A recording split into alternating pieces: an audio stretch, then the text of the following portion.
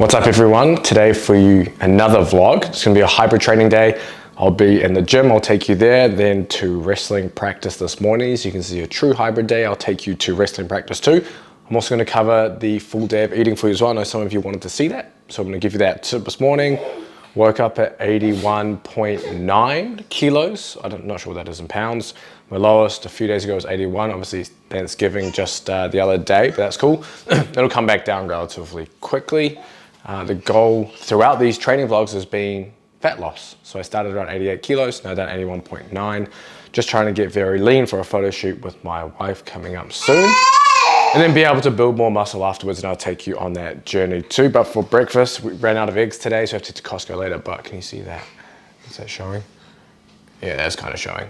So it's protein and oats. It's just 50 grams of oats, 40 grams of frozen cherries, 30 grams of frozen blueberries, 100 grams of vanilla non-fat Greek yogurt, half a scoop of vanilla protein powder. And I'll probably leave it like that. I'll hit the gym because it's already 7:30. Come back in, wrestling's at 10:30, and I'll probably have some peanut butter toast in between for a little bit of fats and carbs before that. And I'll take you along with me, but we also have little Mia here drinking the milk. Hey Mia, drinking your milk? She loves the camera. But I'll take you guys with me, and that's the first meal. All right, so in the gym now, it's just after 8. I'm just gonna do some neck to warm up. Still sore, damn sore from a couple of days ago I had a snatch grip RDLs for the first time in a while. And my hammies are still damn sore. It's just one of those things. Hamstrings take a long time to recover. So I'll warm up some neck. I'll probably do some front squats. Just work up to a few heavy-ish sets of 2 or 3. And then I'll do my power clean push press, and that'll be it. Training's at 10:30, so 2.5 hours. Typically, in terms of exercise order, it would be the power clean push press first, then the front squat. For example, if I was doing volume, like if I was doing 5x5 front squat, there's no way I'll do that first before power clean push press. But since I'm doing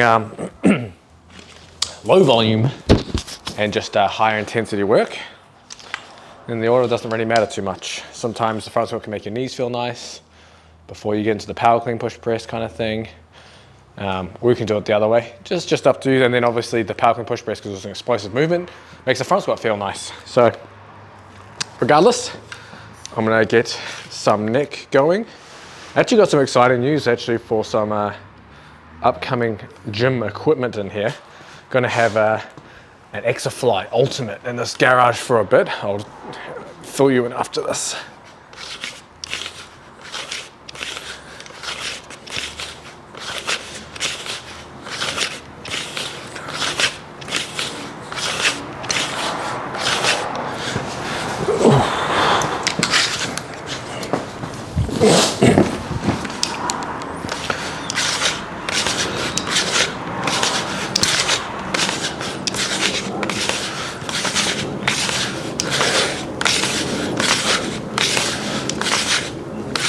So yeah, the Exafly in a couple of weeks should be in here, and I'm gonna do a bunch of videos. I'll show you how it works, why you can use it, some case studies on just using it.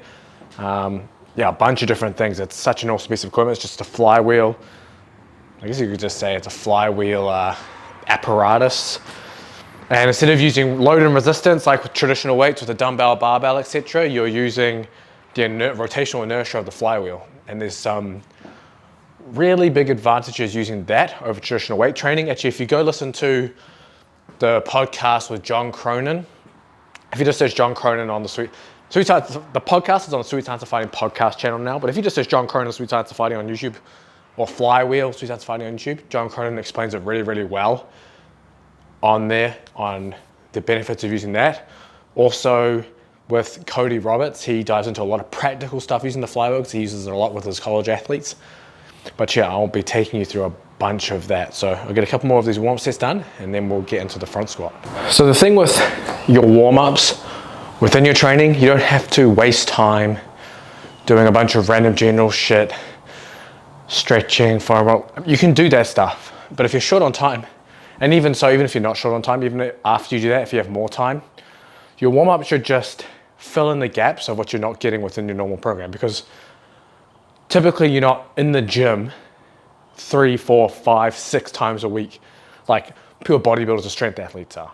You're in the gym 2, maximum probably 3 times a week, so you can do your technical training. If you're more than 3 times a week, you're probably doing your combat sport as more of just a hobby, which is fine. There's nothing wrong with that. But for those of you who are pushing your combat sport as your main thing, yeah, you're gonna be in the gym 2, 3 times a week.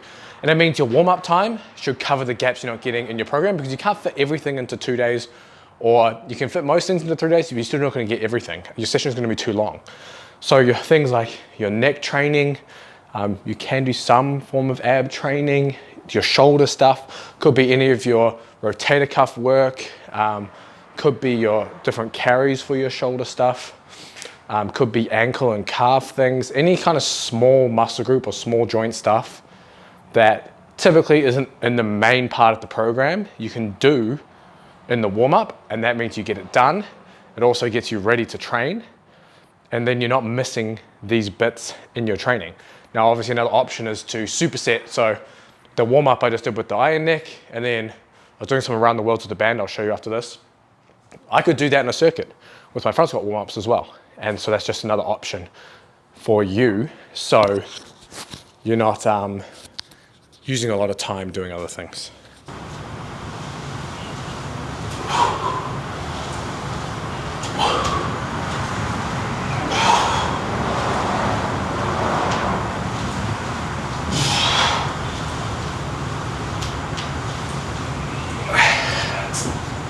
And let me show you this around the world one. It's actually really damn nice, I'm not gonna lie.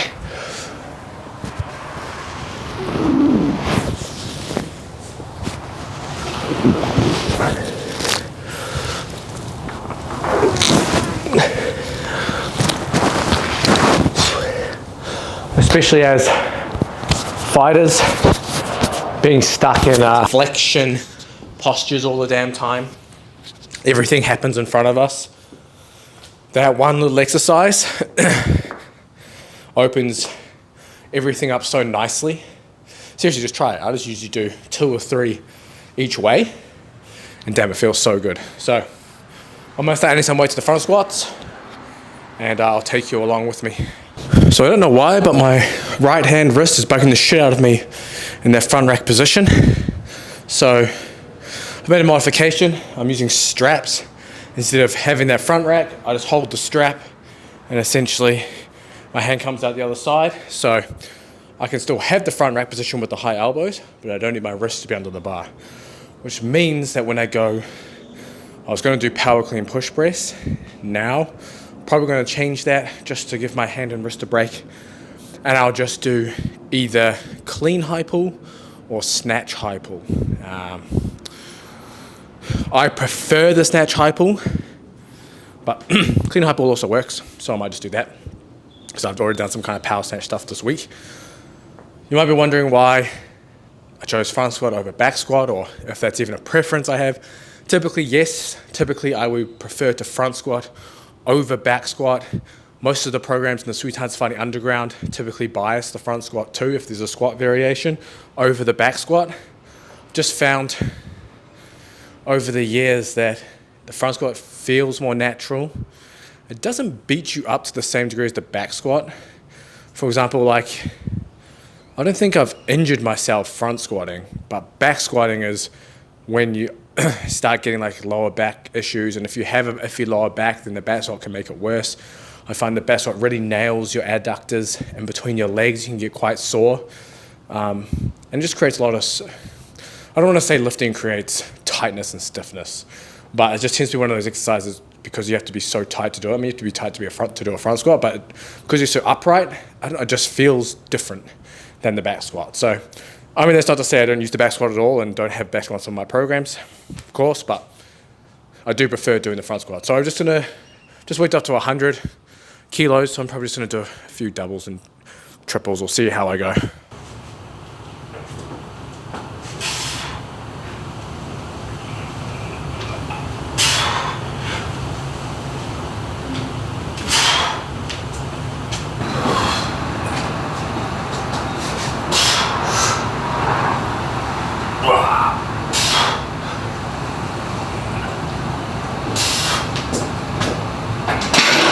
I feel adequately stimulated.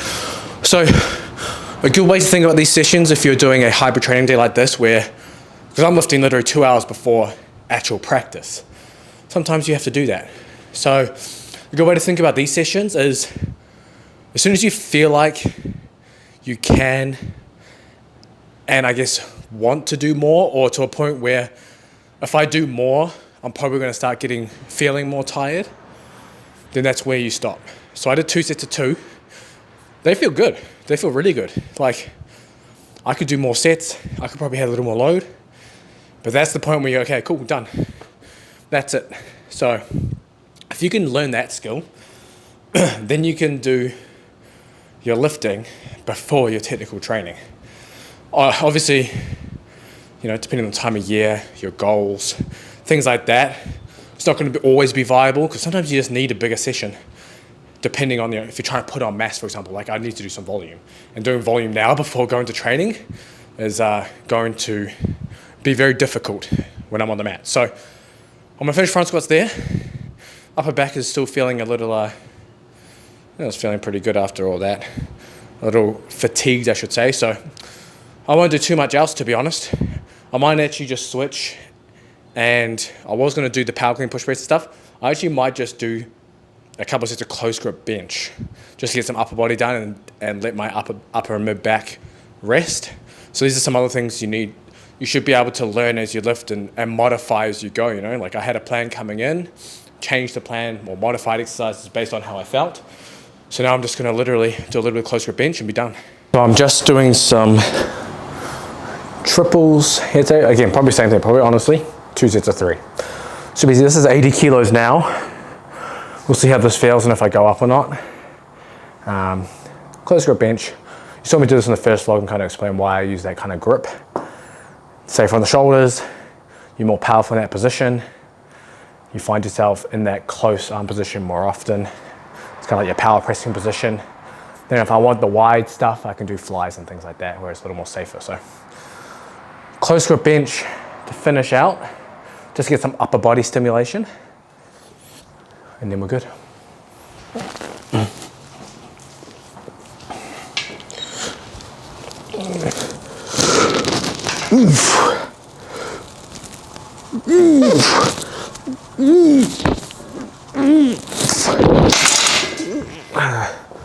We're gonna have to go up. So if this 90 kilos feels challenging, which I think it will, I'll probably call it there. Previous set will be the first working set, this will be the second working set, nice and simple. And then I'll cut this straight to jiu-jitsu, where I'll be wrestling class. Andrew, who's coaching that, brown belt jiu-jitsu, but he's got solid wrestling. He's always training with XD1 wrestlers. I've gone and trained with him there and got absolutely mauled. And then he's always bringing back those teachings into class. Actually, he's come here to train in the garage. Once we're gonna set that up again. So maybe we'll do a whole video of me training brown belt jiu-jitsu to gain mass, because right now he's looking to put on some muscle. He actually got his own home gym stuff inspired by this. So, well, I'll do a video like that for you guys too, and take him through, someone who's not so much of a lifter, and take them through what a hypertrophy style jiu-jitsu workout can look like in a garage gym. But yeah, Andrew's solid, awesome wrestling. I love that class as well. I love that stand-up aspect. So I'll take you straight there and I'll video that, and I'm gonna voice over that too, because I had a friend watch the previous vlog and he's like, you should voice over the actual jiu-jitsu part, because I have no fucking clue what's going on. I was like, oh, that's actually a good idea.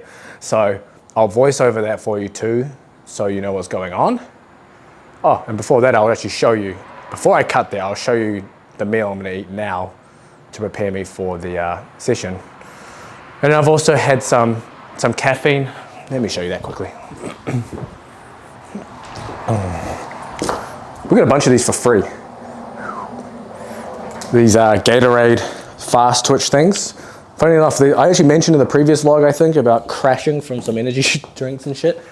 These have more caffeine than the energy drinks. Well, okay, more than the energy drinks that I drink, because I don't drink over 200 milligrams, hell no. But this has 200 milligrams of caffeine. It doesn't like hit me and crash.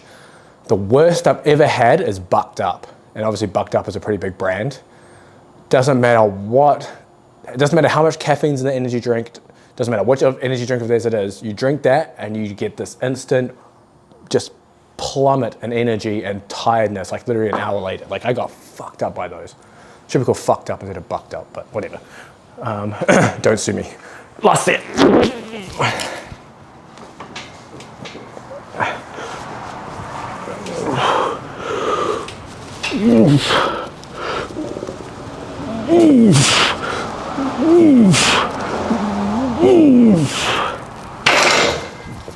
Damn, that felt easy too.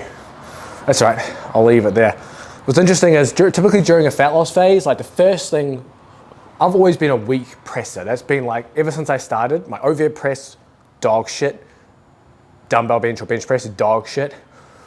I was always stronger on lower body exercises, but I guess that's because I actually I liked them more. Like I literally went through phases where I never bench pressed for years. Just because I didn't really care. So interesting enough, like that still felt easy. Like I could do 100 for 3 right now, close grip, which is, I mean, to be down 7 kilos, 6 or 7 kilos, and still be able to push that, yeah, it's pretty solid. And it just goes to show as well, like, yeah, you can lose some strength when you're dropping body fat, but it shouldn't drop drastically if you're doing it properly. The only reason it will drop drastically is if you're cutting weight too fast, and that's a problem. The other thing is your strength may not drop like that, but your ability to do reps with load will likely drop just because you're on lower calories. So being on lower calories, like for me, like if I start doing reps, the loads I'm using are way lighter. But for strength stuff like this, I'm all good. Also could be because I had a shit ton of brownies and Oreos and stuff over Thanksgiving, but my weight hasn't fluctuated too much. So I'm gonna take you inside, we'll get on the next meal and take you to training. All right, so this is the between training meal. It's around 9:30, leave in half an hour or so, well, actually a little over half an hour, but about an hour away from training. So it's more of an extension really of breakfast. So it's just 2 peanut butter toasts. There's almost 2 tablespoons of peanut butter on there, just to get some fats in, because I know breakfast didn't have, well, the meal before didn't have any fats in it. So I want something that will just sit a little longer, but it's not too heavy, that'll still digest. So that's what I'm gonna have. Then I have this small Rice Krispie treat as well, probably on the way, just for some extra carbs. But typically like this would be part of the first meal, but because training was stacked so close together, I kind of split it in half. That way you're not eating a whole lot in one meal and then feeling full for the next one. So that's the second meal. All up, it's probably only around a little over 500 calories this morning so far before training. And then we'll get into the rest of the meals after that. Got to do a Costco trip, etc. to get some more stuff, but I'll show you those meals anyway. But yeah, next cut, you'll see the wrestling. All right, so we're off to training number 2 on this hybrid training day. Feeling all good after the first session. Best thing is now that I'm pretty well warm to get into wrestling, so I don't need to do too much. That is damn cold today. I mean, it's Texas, but still gets cold in winter. I remember the first time coming to Texas many years ago, I barely brought any warm gear because I thought Texas was just always hot, which is not true. So if you're coming in winter, bring some warm weather gear. But I thought I'd circle back on some things I quickly mentioned within training, for example, around deadlifting and squatting. Now, within your combat training, there's no lifts that you have to do. There's no mandatory things. People think you must squat, bench, and deadlift to get strong and improve sport. You must squat, bench, and deadlift if you're a powerlifter. If you're not a powerlifter, you don't have to do any of those. Now, it's generally a good idea to do those movement patterns. So if you, instead of thinking in lifts, you can think in movement patterns. So a good program should typically have some kind of, oh my gosh, this road is fucking horrible. Your movement patterns in your program, it should cover a squat variation. It should cover a deadlift variation. It should cover a pushing variation, a pulling variation. It should cover a lunge variation and some kind of rotational variation, and in some aspects, a carry variation. Now, I don't think carries are very useful for strikers typically, but for MMA and grappling, yeah. do some carries. But those are kind of like the seven fundamental movement patterns that should be within a program. So that doesn't mean you have to back squat, bench press, and deadlift. You can do other variations of those, and I would highly advise you to use other variations of those. I found deadlifts in particular, like I very rarely, in fact, through my career in coaching professional athletes who have to perform every week, otherwise, I get fired, don't have a contract, whatever else, or you have to perform, fans are expecting the team to perform, coaches, management, all that kind of stuff. I never programmed the deadlift. In fact, I can count on 2 fingers the amount of times I've programmed the deadlift, because certain athletes weren't able to squat for whatever reason. So the reasons I don't like the deadlift in particular, now that's not to say obviously there's not potentially a time and place. If you really like it, you can use it. And one of my programs even has the deadlift in there, but you can switch it out for other variations. But the reason I don't particularly like the deadlift is, one, if you're doing a lot of combat training, lower backs can be a little iffy. There are better ways to strengthen your lower back. You don't need the deadlift to do it. So you can end up aggravating a lot of different things doing it. It's a higher risk of injury than other lifts, because you have to essentially generate force from a dead stop. Every other lift starts top down, so you kind of develop tension on the way down to come up. Deadlift, you don't. So if you get it wrong, it can kind of beat you up. The other thing is, people generally feel really stiff if you're doing a lot of deadlifts, or even just heavy deadlifts with lower volume. You get a lot of carryover and stiffness and fatigue to the following days, especially with training. Now, this is all geared towards a traditional, conventional deadlift with a barbell. I think it's different if you're using a trap bar. I think if you're going to deadlift, I would exclusively use the trap bar. And you can make it a little more squatty by being more upright, or you can make it a little more hingy by being a little more bent over.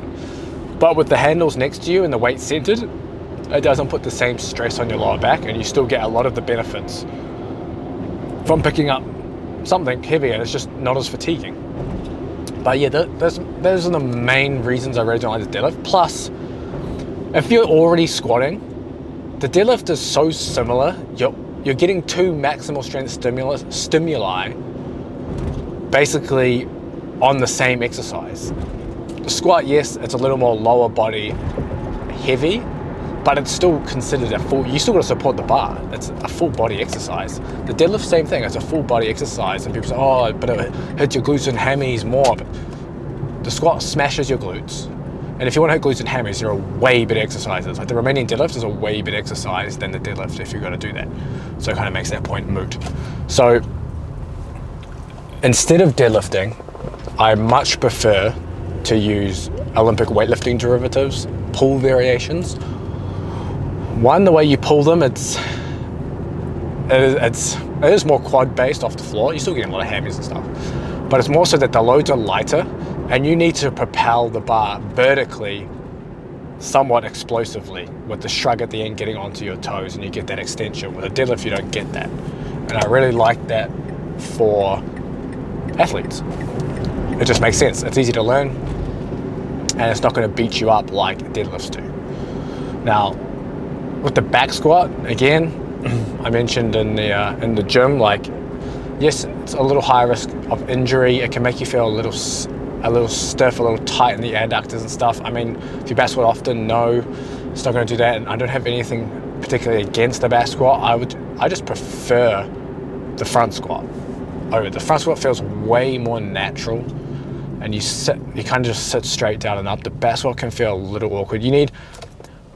You need more almost ankle mobility in the back squat to maintain that upright posture, because the bar's on your back, and most people don't have that. And so you obviously compensate by bending over more, your hips have to sit back more, things like that. There's just more stress in the lower back. So I much prefer doing the front squat. You don't have to do a proper front rack position. You can use the straps like I did. You can do a cross grip, so it's on your shoulders. You can do a zombie front squat, which is your arms out in front, where the bar's just supported on your shoulders. But I like it.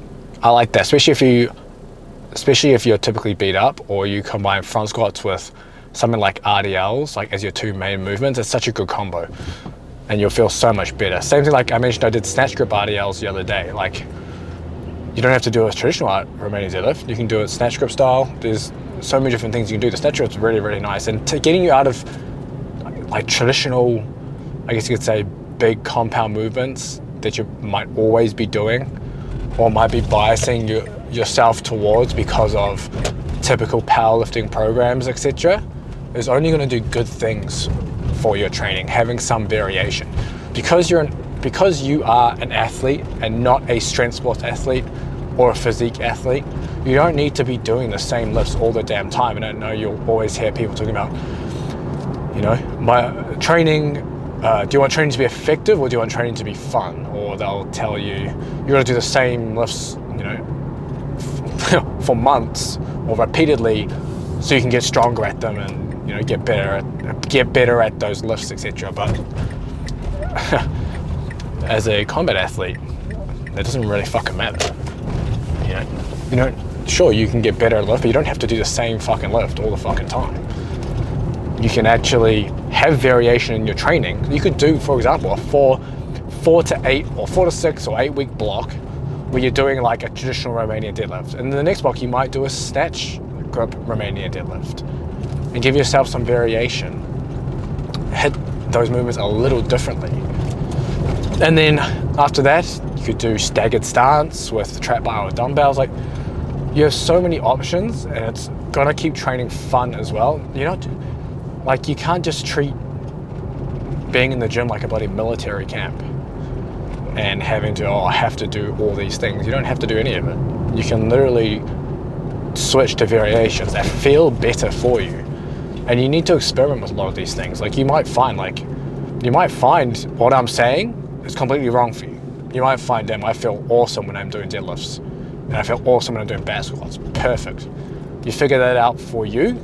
You keep doing those, and you do some variations every now and then. You might find what I'm saying you relate to and you felt in the past, so you use other variations and you can play around with those.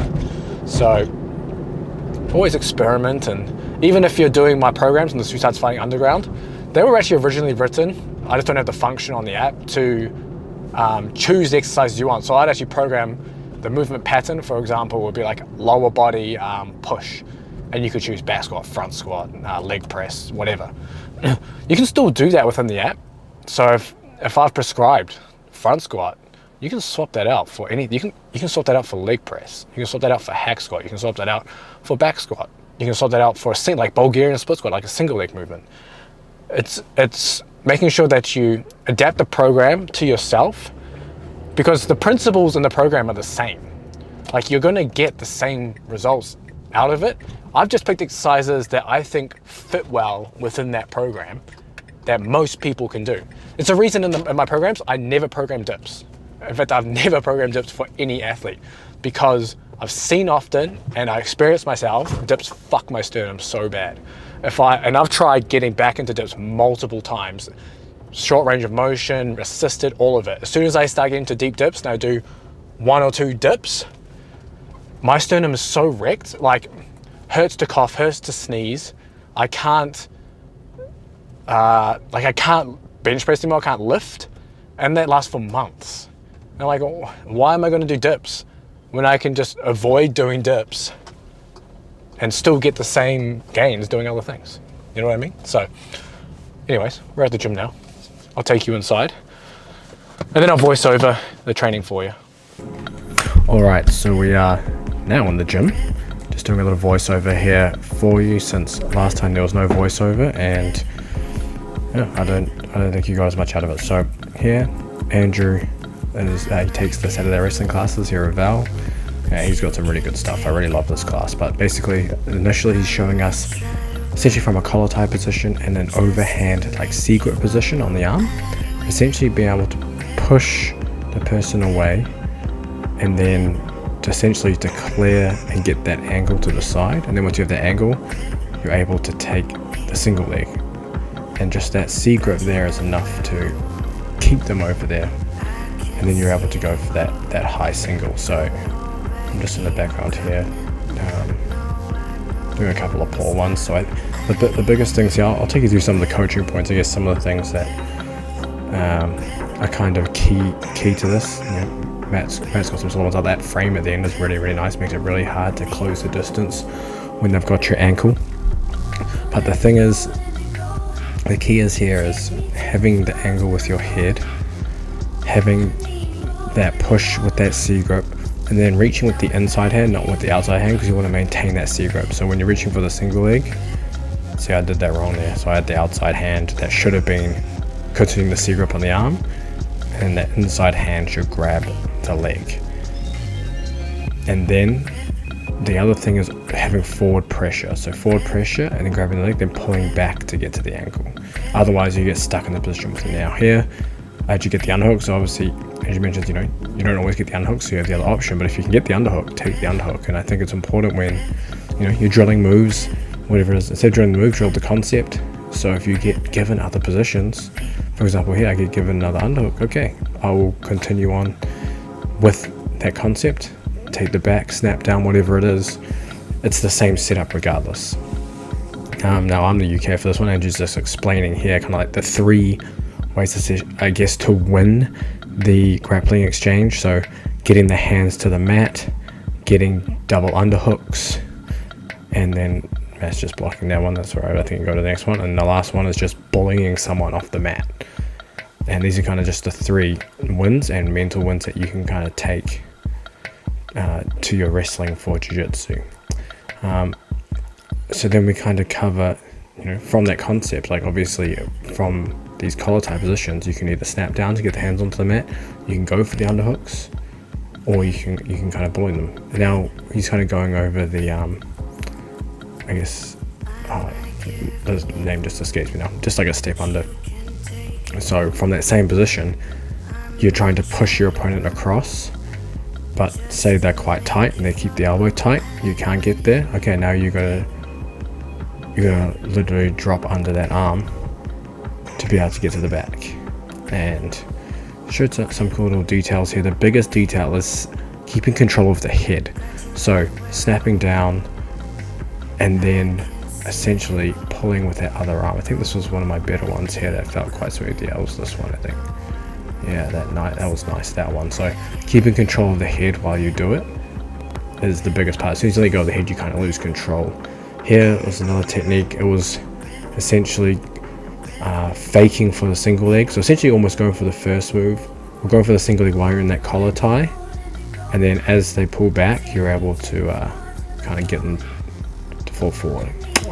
Then we went into some hand fighting. Thank you, Matt, for actually moving the camera for me. It was on the side there resting up, but this is just we were just doing, I guess, positional stuff. So it was just the hand fight. I think in jiu-jitsu most people lack in this area. I still do. It's one of the harder things to learn with wrestling, and it's one of the things that, you know, only like wrestlers really get. Jiu-jitsu guys don't.